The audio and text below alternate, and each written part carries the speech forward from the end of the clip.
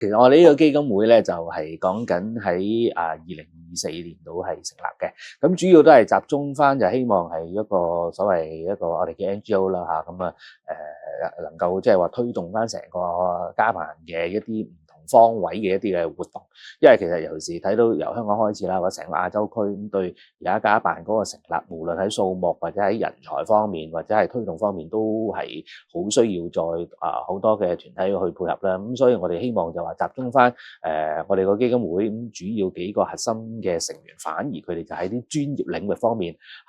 會係帶到多啲嘅唔同嘅領域資訊俾翻好多即係從事家辦或者而家即將成立家辦嘅朋友去推動翻。咁我哋個基金會其實都成立咗差唔多接近即係超過1年啦。咁其實我哋而家都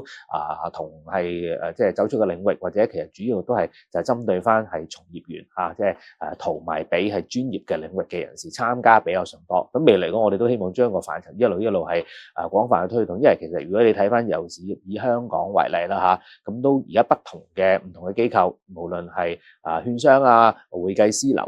律師樓等等呢啲嘅機構，其實佢哋而家都係見到家辦嗰個嘅領域越嚟越闊，咁都成立一個專係針對呢方面嘅一啲嘅小組嘅項目去做。咁所以我哋覺得呢方面個範疇係仲有空間，我哋可以幫手推動，對成個由本地以至成個亞洲區嗰個家辦嘅領域嚟講咧，可以再有機會係幫到手，再希望分享多啲大家業內嘅資訊咯，希望做得更強更好咯嚇。應該越嚟越成熟，同埋數目越嚟越多咯。因為最初大家對呢個家辦可能個範疇認識唔深，咁但係隨住尤其是以香港為例啦，而家成立嘅數目越嚟越多，亦都俾亦都尤其是透過好多政府嘅唔同機構又好，或者唔同嘅領域引入即係好多嘅機構，咁亦都好多嘅專才啦嘅計劃，咁變咗佢哋其實都係需要呢方面嘅領域嘅服務嘅。咁所以我覺得即係喺如果講緊無論家辦同相關嘅啲範疇需要嘅專業嘅領域，其實都仲係要去繼續增加，或者要佢做得更好。咁數目上或者個推動一定未見頂嘅，而家只係一個起步即係同調翻轉頭好多，就算喺金融行業，反而可能佢哋已經係去到差唔多，即係個所謂紅海嚟講，我覺得即係家辦個推動嘅範疇嚟講，仲係一個所謂嘅藍海嘅情況咯。其實我諗第一就我諗係個法規同埋即係而家講緊係嗰個資金方面啦，咁點樣真係比較上係認證方面啦。咁但係喺產品方面嘅推動嚟講，反而真係隨住呢幾年嚟講啦，咁無論係即係南向北向通或者可能配合翻好多唔同嘅即係可能北向嘅市場嘅產品嘅推動嚟講，咁反而可以成立多啲淨係針對翻啲講緊專業投資者，或者即係家辦佢哋都係一啲比較高端或者大額嘅一啲嘅投資者啦或者佢哋個範疇嚟講咧，咁領域係比較上多咯，反而仲比起一啲即係講緊針對零售散戶嘅產品嚟講咧，其實配合推動會比較闊啦。譬如除咗可能係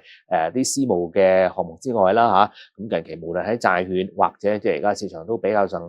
留意多啲關於係即係個所謂叫做 RWA 啦，現實世界資產啦，或者同一啲可能你話 IPO 方面嚟講都多咗好多，譬如係講緊即係生物科技或者 AI 即係人工智能推動呢啲嘅項目個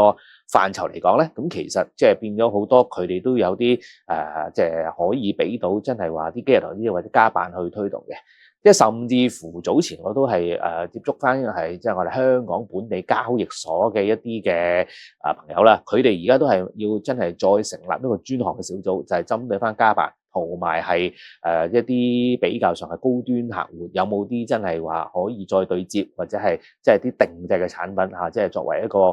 配合佢哋，俾佢哋做一個嘅直接投資咁樣咯。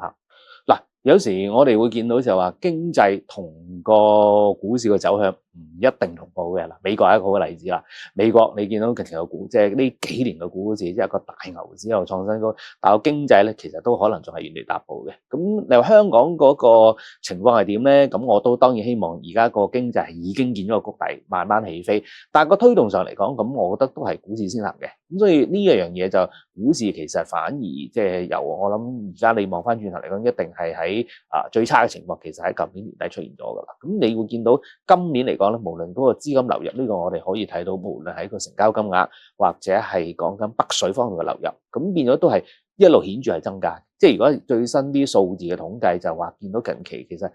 整體佔咗嗰個整體嘅大市成交咧，其實北水嗰個嘅推動已經遠超過海外資金啦，即係講緊嗰個嘅比例嚟講，已經起碼都超過差唔多係話4-5成樓上嘅。咁如果呢個係反映到就話內地嘅資金其實一路係有條件係即係亦都係持續流入，無論係理財通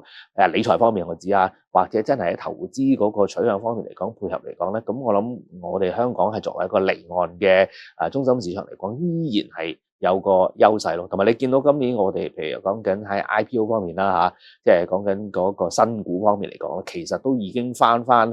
3拍兩撥，就已經去翻即係唔多係講緊全球嗰個即係冠軍即係第一位嗰個位置。咁都見到即係其實因為我哋中香港流動性係比較闊，同埋你比起新加坡嚟講其實我哋嗰個產品選擇係仲會比較上多，呢個都一定係仲係有個優勢咯。同埋好多嘢嗰個審批雖然比較專業，但係市場認受性係比較高咧。咁呢，我覺得都仲係可以係配合到，即係你話成個無論係話即係理財方面啦，或者係家辦方面個配合發展咧，係多選擇同埋相得益彰咯嚇。